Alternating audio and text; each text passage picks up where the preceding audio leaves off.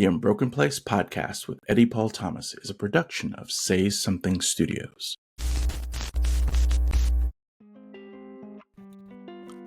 Welcome back to The Unbroken Place, where it begins and ends with empathy. I'm your host, Eddie Paul Thomas, and this week we dive back into the topic of education. In particular, we open up about parenting and education, the evolving role of educators, the impact of social media on students, and the importance of critical thinking.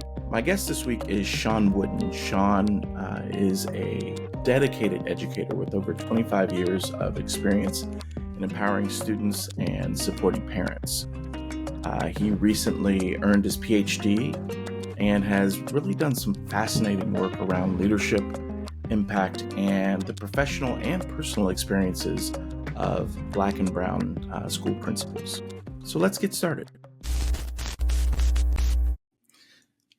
Shawn, thank you so much for being on the pod, man. It's been a while since we've connected. For those who are listening, I'm talking with Shawn Wooden, and this man and I go back, 25 years, is it? It's been a while. We both mid 90s for sure. Yeah. We were hooping it up a little bit at Purdue back in the day, and both of us have gone on to careers that really were focused on impacting lives. His young children, mine, I was more of a professor and did some things in the athletic arena. But now I'm just happy to have you on, man, because we are really here to talk about not only leadership, but education. Shawn is a principal in the state of Indiana, and as a Black man in this current environment, that comes with a little bit of extra weight with where we are. So I can't wait to dive in and kind of get your perspective on things, Shawn, and see what it looks like to go forward in this time. So thank you for being on, man. Eddie, thanks for having me. I don't know, my math might not be math, but it might be 30, man. It might be 30 years that we've trying to spare us a few years. I'm just going to use the rounding rules the way they're supposed to work. Yeah.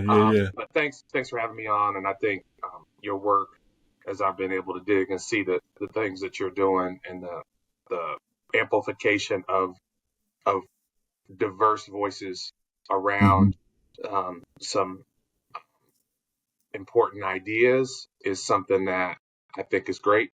And as we elevate communities, you elevate great ideas. And then I think what's even better along the way, you're helping connect people. And that's what we're all about. So I'm really glad to be a part of this. Yeah. Well, let's honestly just dive right in. The educational environment is one that concerns me as a parent of two girls who are really looking at the world differently now, because it's pushed in their face. They don't get to just experience education. It's education with a little bit of controversy attached to it. The kids today are really connected, and for good or bad, on social media with a lot of the political things that are going on. And I'm just wondering, as you sit in your arena as a principal, you see these kids who are more knowledgeable about the things that are going on in the world. What does that look like from day to day in an educational environment? Eddie, that's a great question. I think it varies from place to place, but there's a few things that are, I would say, that as across my network, as I connect with other educators through many different, whether it's through leadership associations, through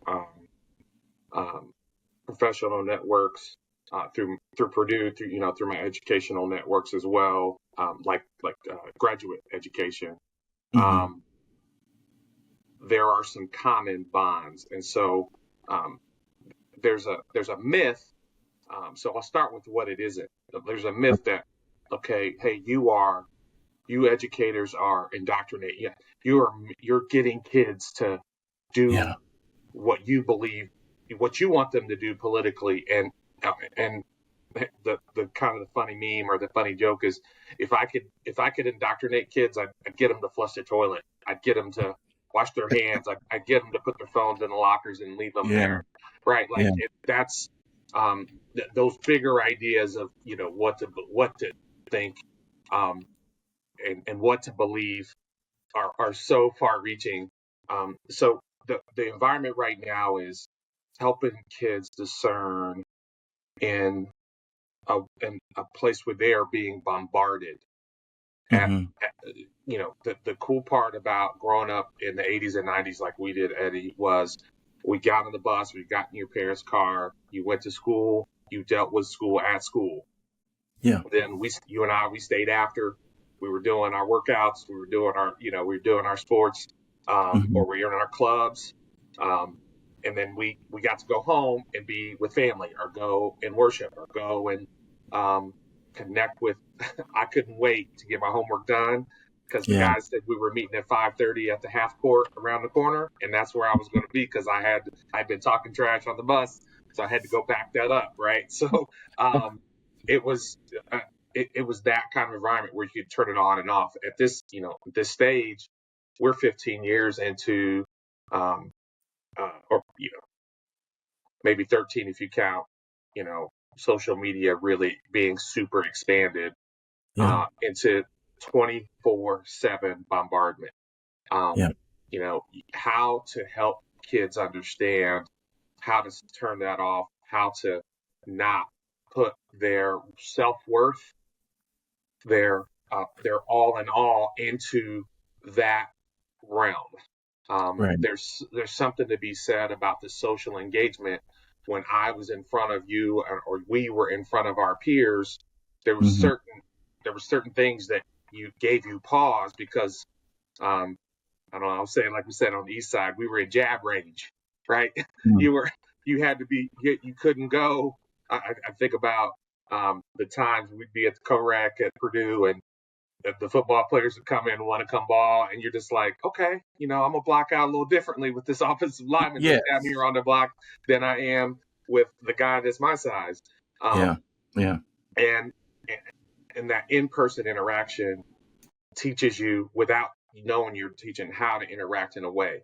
Whereas online, trying to help kids understand, like, just because you've got that distance, that digital distance, doesn't mean that it's okay to treat somebody poorly, that it's okay to um, talk trash and say it Yeah. to try to get some laughs or do a post, helping them understand that digital, like we call it digital literacy, that digital understanding, Yeah. um, just having that common sense, um, because there is no filter and often there is no supervision. So Yeah. how do Yeah. you, so helping kids navigate that in addition to all those things that they still have to learn. Mm. Then you throw in the last 18 to 36 months, AI. You throw in um, Right. all the technologies, like nonstop, like hooked, and not just the AI on the output side for education, where, hey, I've got a question. I missed my notes. Let me go get notes through AI. Not on that side of it. On the, hey, AI is tracking you so that your interests make you want to draw you in more to this platform, whatever Right. this platform is, and it Right. connects to the things that you've watched more and more, and it sucks you in even more. And the kids without the frontal lobe development don't even realize it. So that Right. part of it, and I'm not saying it, Eddie, as a gripe. It's just as to answer your question, it's the landscape. It's how the Yeah. landscape has changed, and Yeah. helping the students most importantly, but their loved ones, their families, our teachers, and then our wider community Hmm. have that awareness and teach around those things. So um, we've got such heavy loads to lift, um, around understanding the X's and O's of education. Yeah, how Yeah. to read, and read with integrity, read to understand Hmm. what you're looking at, whether it's a novel, whether it's informational, and then being able to discern, okay, is this true? Hmm. How can I find out if this is true? It's not just throwing on the search engine and checking it. You have to have some discernment there. So helping kids understand that is a big challenge of what we have. I think um, when we see spikes in mistreatment between kids, it is a little bit about that distance, but also about, I think about the video platforms that are out there as well, that people get on and say what they want to say, because as they get more watchers, as they get more people, the more and more extreme you get more and more reward, Yeah. more followers, right? Yeah. And they following doesn't mean they agree with you. It might just be for entertainment value, but people Hmm. connect to that and go to that extreme, so they hear extreme things. If you Yeah. want to find things that are racially discriminatory, you're going to find it. And if you Yeah. dive into that enough as a 13-year-old, at our school, we have 4 grade levels: 10, 11, 12, 13, 14 years old.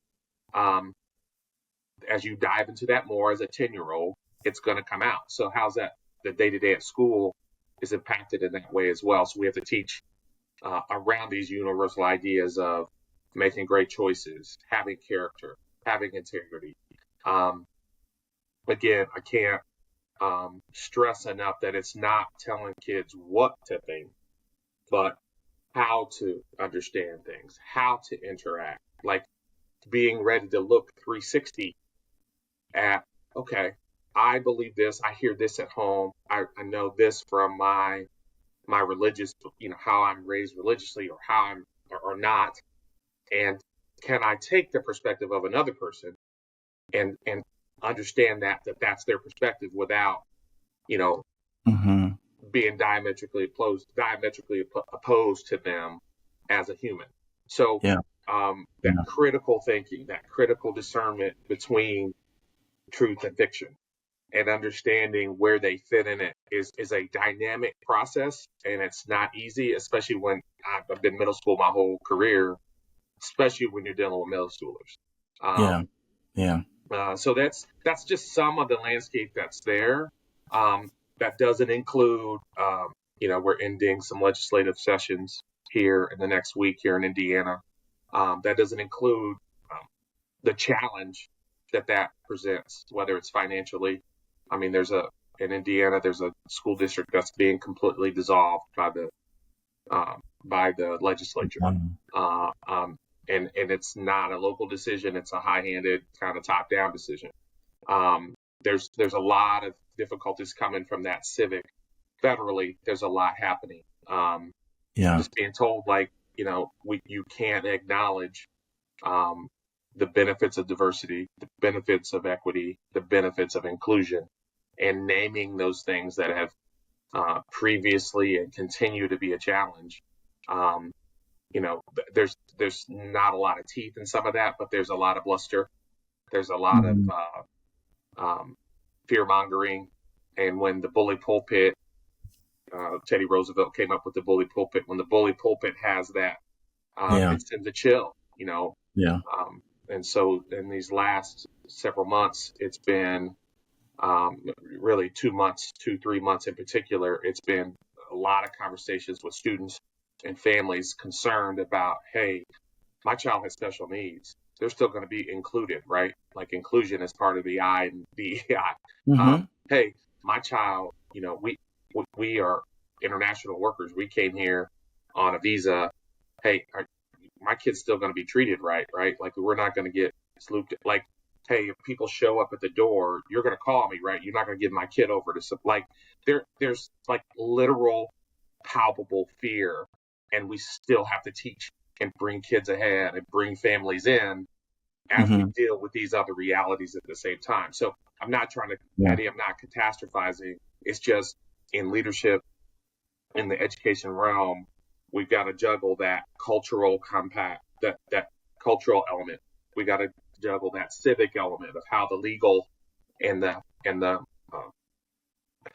um, the pressures from policy, the pressures from uh, political uh, political change, political endeavors, and then we still have that most important piece, the the student achievement of the kids that are in front of us. So um, the environments all around change, but we still have to lift these students up and have them ready to come, not just partake in the world and be Yeah. consumers, but be Yeah. creators, as we've talked about, and that's the challenge. And um, I can't say it's getting easier, Hmm. but I think um, I think you and I talked about before, being a teacher is hard. Yeah. Being an Absolutely. educator is hard. Being a principal is hard. I talk to my team a lot about we all have hard jobs. And if we don't acknowledge, we look at the PE teacher and go, "Oh, that's an easy." They're just, no, they're No. the fitness, the level of fitness across the lifelong activity, the understanding of um, that everything that's bright and shiny on that grocery shelf isn't Yeah. great for your body. Yeah. Understanding that, yes, it's a smokeless vape, right? But Hmm. it's not a cigarette, but it can still kill you. Like breaking such an important place in a time where there's a lot of bombarding around those ideas to direct it at kids, right? Yeah. So all Yeah. of us have hard jobs, and acknowledging that, but then also acknowledging when you are a female leader, Hmm. if you and I will never know what it's like to live in, like, coming out of a male dominated, right? We'll never Oh yeah. understand that. Yeah. And so acknowledging that as you bring in up leaders of, of, of that are male and female, and being able to coach into that. Hmm. Trying to encourage those. I've purposely taken a step to have a mentor in my space that's female, retired Hmm. female superintendent, that she is fantastic. We just met this week, and being connected over 4 years, 4 or 5 years, learned so much. And it isn't just about, oh, she's a woman and I needed help. Like, if I had a hole, I had a weakness, I had to look in the mirror and go, okay, do I struggle with sexism? Do I struggle? Like, do I have biases that I don't recognize? And I did. Yeah. So I had to look at my Yeah. leadership, and I had to look in the mirror and go, okay, in my leadership, I'm going to be leading men, women, boys, girls. I can't have that hole. So I had to address that. And so Yeah. helping kids, helping my teachers deal with that and go, hey, then, or if it's harder in some spaces as a woman to lead, then of course, think about Kimberly Crenshaw, intersectionality. Um, Leading in a poor school environment, it's going to be harder socioeconomically. You're Yeah. dealing with a whole lot more pressures. Um, Leading as a black man, as a black woman, as as a person of color. I mean, I think you know this. I've been the first black administrator in uh, 3 different districts, Yeah. and including the one I'm in now. Yeah. So And that just to make sure. So that's Brownsburg, Zionsville, and what was the other? Where you were the um, first? Green Council Schools, I was the first black Greencastle. male. That's right. Yeah. That's right. So um, it comes with some beating off stereotypes, seeing bias and microaggression, and understanding that, like, trying to see the heart of the person and get past Yeah. that, not to react. And that's really, really hard when you've experienced things and your family has experienced things um, that have been detrimental not only to their careers, but to their safety. Yeah. And so we have to acknowledge those things. And I think just knowing, um, I think it's really funny. I was in a conversation with a friend I went to Bible camp with, who politically believes things differently than I do. Um, Hmm. and they were quick to say, "No, you've earned everything you got. I just don't want people who haven't earned it to get, or, get jobs or roles." And I went, it's interesting. Like, I got an opportunity to go to Purdue, even though my mom was a Purdue grad, through the minority engineering program. Like, that's how I ended up at Purdue. Um, I don't think I would have been at Purdue had they not said, "Hey, we need to look at some diversifying the population here in the '90s at Purdue Yeah. University." Yeah. Um, and some good work to happen there. So, long answer, man, but I think these challenges, a lot of the challenges, the reality is I got to be better. I got to be Yeah. more prepared. There's a book by Leslie Fenwick called Jim Crow's Pink Slip um, that Dr. Fenwick talks about. She researched back after um, after Brown v. Board. Hmm. Actually, I have a copy of it here with me. After the Brown v. Board Yep. decision, that piece to want to integrate schools happened over 20, 30 years, very slowly in some places, Yeah. right? Yeah. It didn't obviously, went into the 80s and some places still weren't, had to be forced by court decisions, Hmm. including where I went to school. Um, but I think what started to happen is we had a plethora of black school leaders, black educators that Oh, were replaced and removed unceremoniously. So her book kind of details all of that. There was Senate hearings in yeah. D.C. on this, like House hearings that she details several of these pieces where these people were just summarily removed. Like they had a job on day one, but then when schools got integrated, they went, "Oh well, we know you're a great educator, but if you're not teaching black kids, you're not going to teach Right. because we're not going to Right. put these white kids in your class." And so, Correct. um, those of us that are still in education understand that history, and we still feel that pressure to be stronger, to be more prepared, to be more educated, to be lifelong learners. So Yeah. there's a lot there, man, and but these that's just a bit of the landscape of what Yeah. educators are dealing with right now. Yeah. And there, I mean, there are ripple effects from the history that you just brought up. The Mm-hmm. number of, because for me, I love data. Everybody who follows the show knows I could go for Mm-hmm. days on what the data says. And so when you look at the quantitative studies, line them up to the qualitative studies, um, it showed that for African Americans, once schools were integrated, you got rid of the black teachers. It also cut off access to enrichment. It also cut off access to getting in those better education opportunities. When your child was smart enough to be in those, it just didn't happen. And so those doors, because you removed black teachers who saw the value in the students, it continues to this day where you follow the studies and look at access, Mm-hmm. and it all has to do with who's sitting at the table when decisions are made. Mm-hmm. And so I look at that right now. Just I think people are getting a front row seat to what this country has always been and why Black people have always had to fight, Latinos have always had to fight, Asians have always had to fight for, rights and opportunities because of, the way in which we are seen, not because of merit, not because of merit, but Mm-hmm. because of a stigma that's been here for well over Right. 300 years. You said something, and I'm just going to be honest, Shawn. What you opened with was probably 4 shows worth worth of content, Right. Yeah. just a variety of topics. I wanted to go back to one specific thing that you were talking about within the state of Indiana, because I keep up with a lot of my friends in education there. I taught at a college in Indiana for a few years and had aspirations of being a teacher, and then kind of pulled out. Just it was not for me. Uh, the way in which they would not allow me to teach history and sociology in high school. It wasn't for me. So I went the university route. But one of the things that caught my attention was brought to my attention a few weeks back.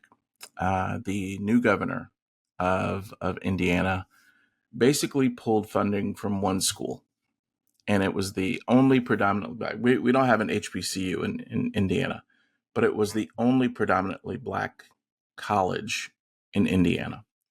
And the message was very, very clear for the residents of Indiana. And I'm looking at that. I'm looking at the things that you're talking about how you're not allowed to talk about the benefits of diversity, equity, inclusion. And it seems pretty obvious, but I would love to hear your take on this about who's in the room when we're talking about the benefits of like how do you define what can't be said about the benefits of diversity. We'll keep the federal part of it out of it for right now. Just in the state of Indiana, what does that look like for you as a teacher in terms of building your curriculum where history is a part of the curriculum, but we can't talk about women. We can't talk about, black men specific. They can be a man, but we can't say black. Like what does that look like for you? So we're still in a very early stage of understanding that across the multiple levels of teaching. But um, if you peel back where we are in education, so let's just take the basic um, high school. You said sociology. I was licensed to teach U.S. history, government, sociology. Mm-hmm. So just take your basic U.S. history class for high school for 11th or 10th grade. Okay, Mm-hmm. um, that class is built when kids show up at that class. That teacher has a curriculum. That curriculum is approved by the local school board. The local school board bases the curriculum they select or that they purchase based on the state standards in United States history. So there's pages uh, of what core standards are supposed to be taught in United States history class. Okay, um, those standards are approved by the State Board of Education. The State Board of Education is an offshoot of the Indiana Department of Education.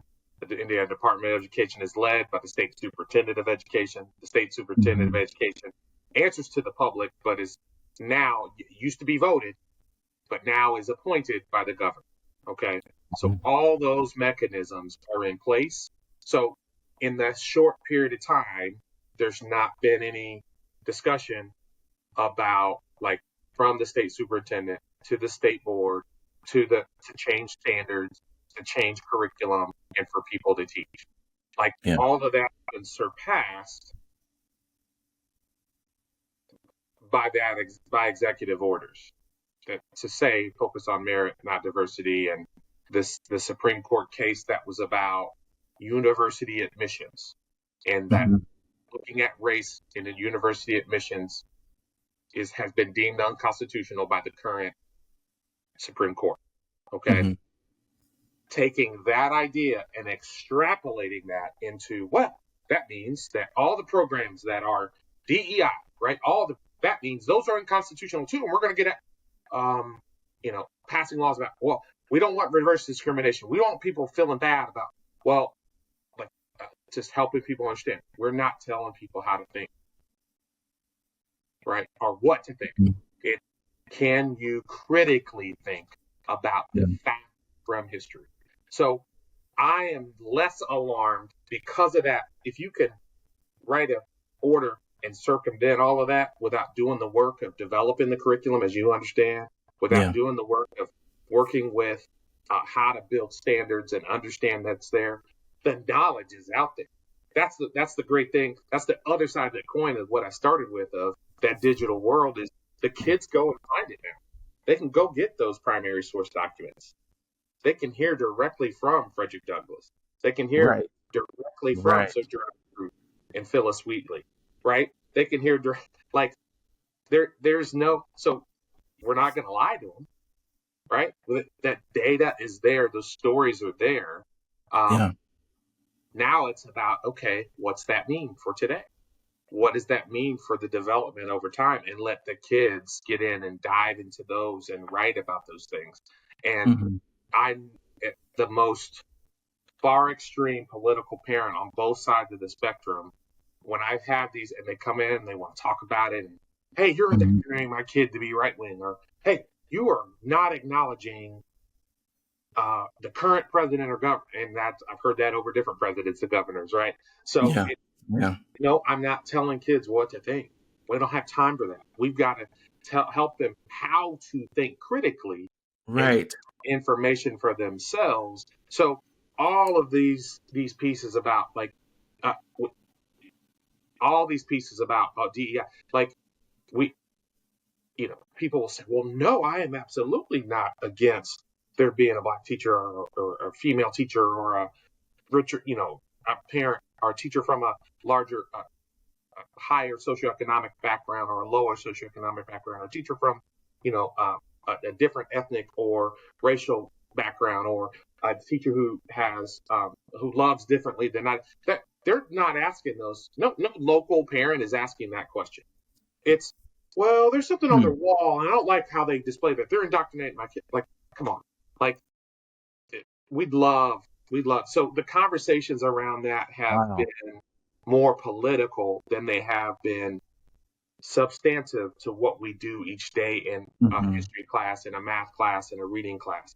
So, um, getting again back to those, keeping the main thing the main thing is how one of my mentors talked about it. Yeah. And so when folks want to come up, we come up with these ideas. Our students years ago came up with the idea about everyone belongs here, and it's real hard to argue with that. In our school system, everyone belongs here. Students came up with it. So when folks want to go, well, that those folks, I'm like, I got, uh, and here's how I lay it out, Eddie, to Hmm. parents. I've got in our school, I got almost 1,200 kids in the building. We've got those families, as you know, that their kids are out to 11 o'clock at night in middle school, or they come home whenever they Hmm. want. There's loosey goosey, do your thing, homework, Hmm. homework. You just go be a kid, right? And then I've got on the other side, we've got very, very strict Judaism families that follow Judaism. We've Hmm. got families, Muslim families that pray 7 times a day, and as their kids mature, they want us to make sure that they've got a chance to pray at school. We've Yeah. got folks that are at Monday, Sunday morning, Sunday night, Wednesday night, Friday night Bible service. They're at Bible camp every summer, and I've got those extremes and everything in between. And I've got to curricularly and policy wise pick a spot in the middle and stick to it. And that task in itself is tough. So worrying about hey, you gotta look, prayer, come back in school. Kids pray every day. Every time there's a test, you better believe there's a prayer. Every time. So don't, like, these low hanging, like not very deep thoughts, ideas that people are talking about happening in schools. I just invite them, hey, come walk with me a day. Hmm. Um, let's come shop. Hey, let's take an hour. I'll block out an hour. Just follow me. Let's pop Yeah. in a classroom. And this Yeah. is full transparency. And I don't know any principal won't let somebody do that as long as they can, pass a background check. Right? Yeah. Like, Yeah. come Yeah. on in, Yeah. walk around. Let's really see what it's about. And then when you get face to face and um Hmm. and nurture those relationships, people see, like, oh wait, this is about the right things.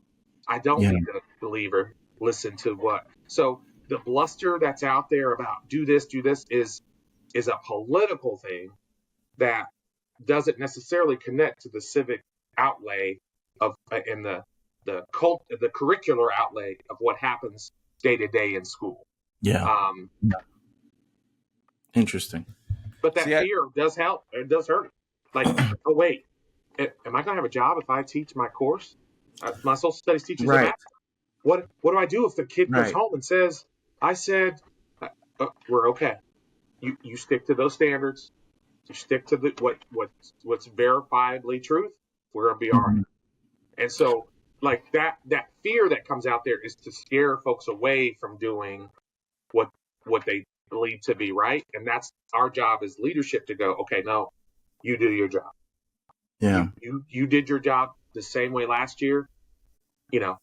You approached and taught this course 5 years ago. You know what the state standards didn't change. If they did, they got better. Hmm. Hmm. We're going to teach those Yeah. standards, and that's Yeah. why they're there. The Unbroken Place podcast will be back in just a moment. What if the clarity you've been searching for isn't out there, but already within you? I'm Eddie Paul Thomas, life and leadership coach. I work with purpose-driven people who are ready to lead boldly, live intentionally, and grow from the inside out. Whether you're at a crossroads or leveling up, coaching can help you move with confidence, wisdom, and impact. This is your time. Visit eddiepaulthomas.com to get started.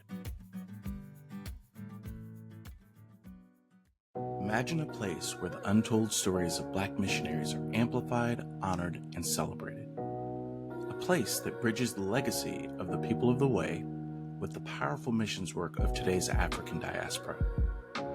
Welcome to the Black Missions Museum, a digital project dedicated to preserving the voices, culture, and legacy of Black missionaries across the globe. But we need your help to bring this vision to life. Your support makes a difference. Join us in this mission by donating today. Just click the link in the show notes to give and be a part of history. Together, we can inspire future generations and keep the legacy alive.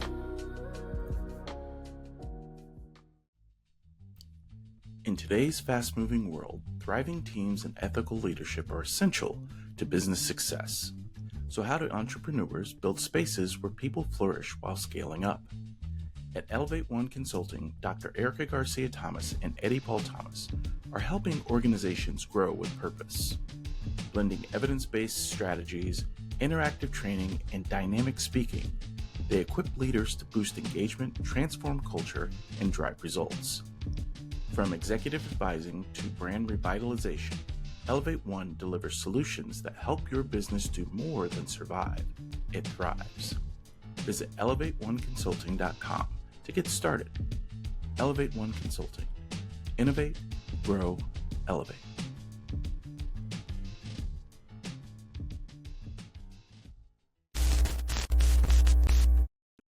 And we're back.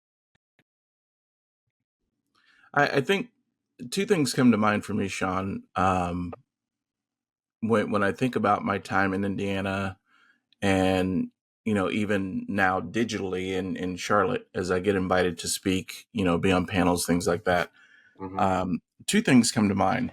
Because I've been asked to speak in a lot of Christian circles because of what you see from the Christian nationalist movement. It didn't start last week, you know.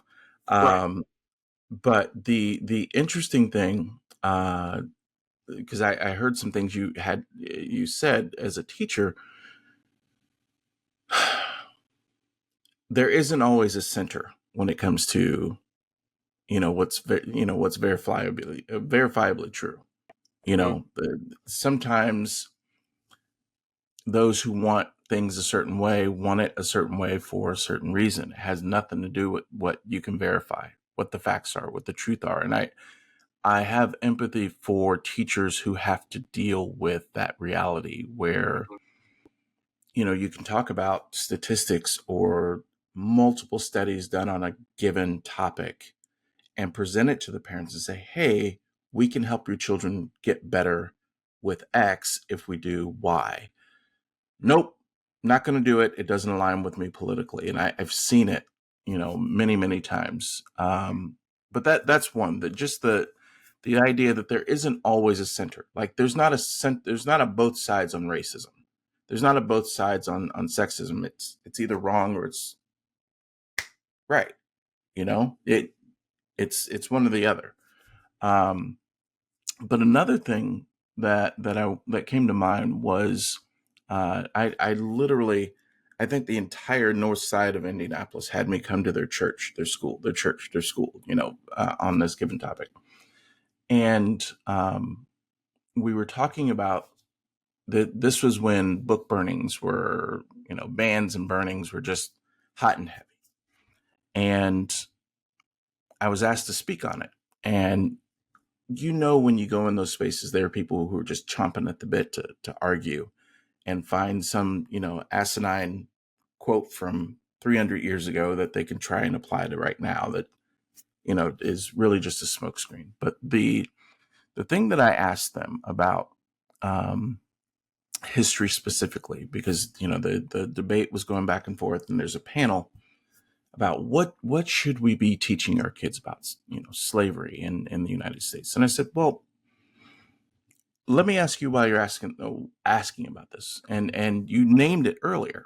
Well, we don't want people to feel bad or uncomfortable. And I said, right, that's why you teach the truth about what happened. Well, what do you mean? Of course we're going to teach the truth. I said, if you're teaching the truth, then you're not going to feel bad. They're going to want to make things better. And I'll explain. And so I said, let's look at slavery itself. In the United States, there were the white enslaver and the white emancipator. They were people who were fighting on both sides of this. Now, the percentages, depending on what study, we can talk about. Now, that's a discussion. That's something to debate and try and figure out a middle ground on. But the facts are that slavery occurred, and there were those who were against it. There were those who were for it. Now, how does that make your child feel bad if they are from European descent? To know that there were people on both sides of this. In fact, there were people on many sides who were, in the middle and what have you. But teach them the truth about this and let them be the critical thinkers. It has nothing to do with looking at mom and dad and saying, "Oh, you were around 300 years ago and you were a part of this." No, they weren't. Mom and Yeah. dad weren't involved when they found out that there were still slaves around in the 1960s in Louisiana. Mom and dad had nothing to do with that. What you can teach them is the facts and help them to understand and comprehend what is going on in this country. Why are there so many tensions around this subject? Why do they hear Black people say we've got to work twice as hard to get half as much? What does that mean? Have those discussions and let kids understand, yeah, this isn't the neatly packaged country that we've been taught to believe in. And I believe that those in a handful of the workshops that I did specifically on this, the kids were phenomenal. They started having conversations I didn't even think about, just thinking about in their community how they can try and make things better. That had nothing to do with mom and dad coming in with their political ideologies, left, right, or center. It was them saying, you know what, we can do better in our community. And I just look at what our educators are dealing with right now. And I know it's been a battle that goes long beyond before the current administration ever came into play. But there was certainly a trajectory that we were on, and it was getting a little better, and it was getting a little better, piece by piece. And it almost felt as if there was this last grasp to say, no, we've got to preserve this fallacy of, one group being superior to the other. And so I've got a lot of, again, empathy for teachers who are trying to navigate this, who are genuinely just trying to help kids become critical thinkers, so that they have choices once they graduate. But I'd love to. You had you finished a dissertation, what, 3 years ago? Last year, It was last 2024. year. Last year. Wow. Okay. 24, So it yeah. was just last year. So this is Yeah. fresh. Yeah. So um, I would love for you to kind of unpack what that study was about, what it told you about your life experience. What were some things that made you kind of go, huh?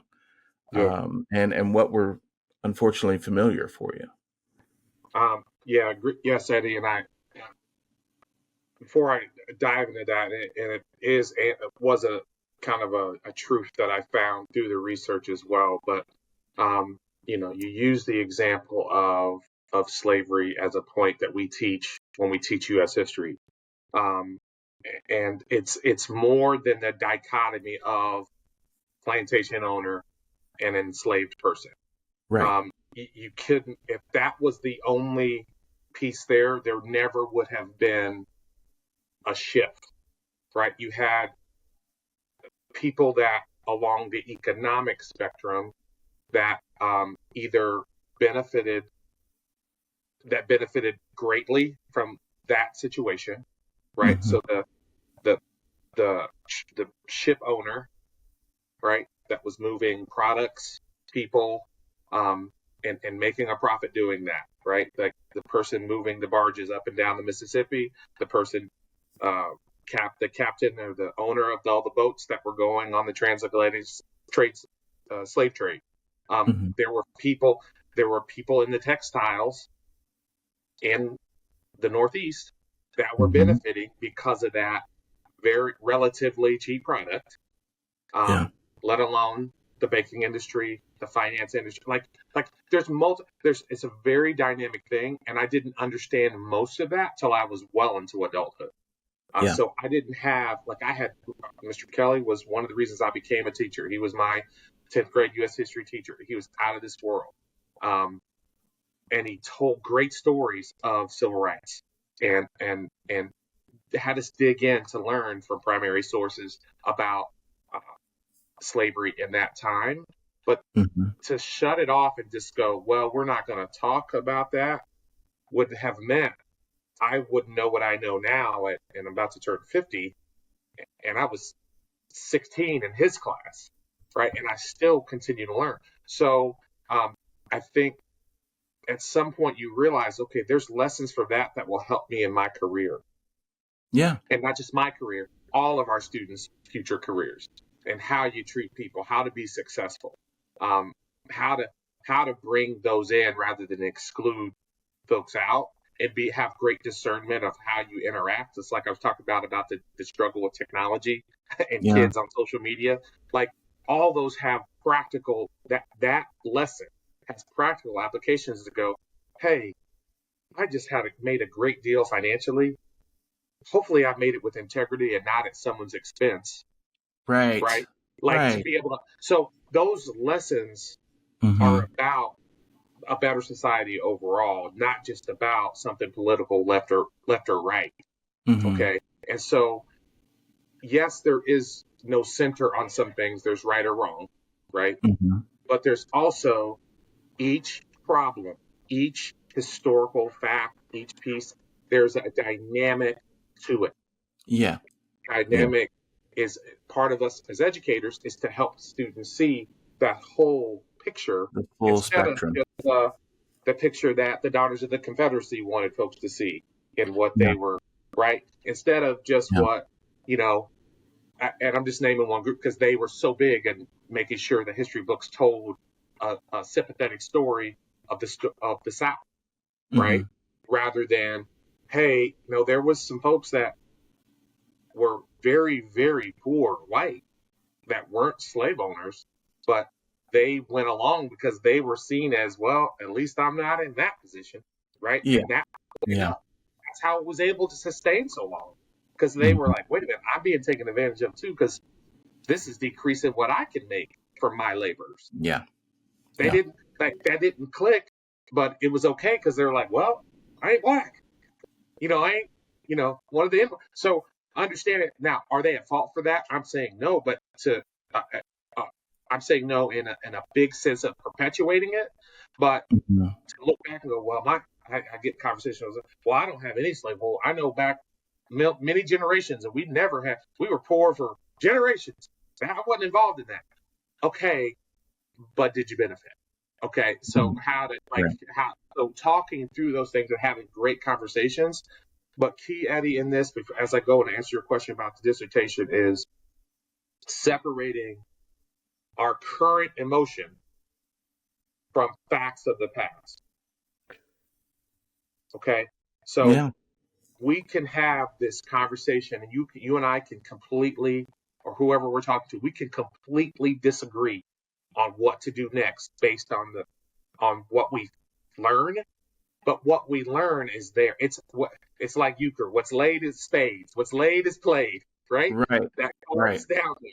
Right. So that's it. That's the card that was played. We have to. That's the history that happened.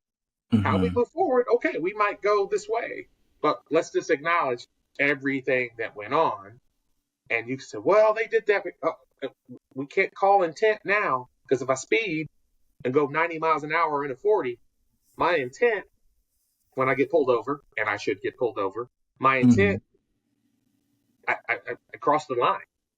Like I Yeah. didn't do what I was supposed to. So my Yeah. intent's not going to matter. So that's what, and everybody will agree about, yeah, you're right. So let's agree about those things where those lines got crossed in a violent, vicious, awful way. Let's agree, like, okay, let's take what we can learn from that and move forward, thinking about how not to repeat it, right? And so helping kids get to that critical thinking to go, all right, now from my understanding, this is the way I think about it. This is how the Constitution talks about it. This is how those amendments came along, because we figured out we need to step this in stone. And Yeah. so great foresight to have those as a part of the Constitution. This concludes part one of my discussion with Dr. Shawn Wooden. Make sure that you take the time to tune in next week. We are going to jump into part two, where Dr. Wooden really unpacks what he learned while working on his PhD. Some very, very revealing information that I think you should tune into if you've got some interest in how education is going on in our country. Until next time, one love. The Unbroken Place podcast is presented by Elevate One Consulting. The show is produced by Say Something Studios. Learn more about both of these in the show notes. The show's music is performed by Kesta, Anthem of Rain, and Holzna Raps. Thank you for being a part of the Unbroken Place community. Look for an ongoing conversation on TikTok, YouTube, and LinkedIn. You can also find some helpful resources at eddiepaulthomas.com. And make sure to sign up for our newsletter called OK on Second Thought on LinkedIn. Until next time, one love.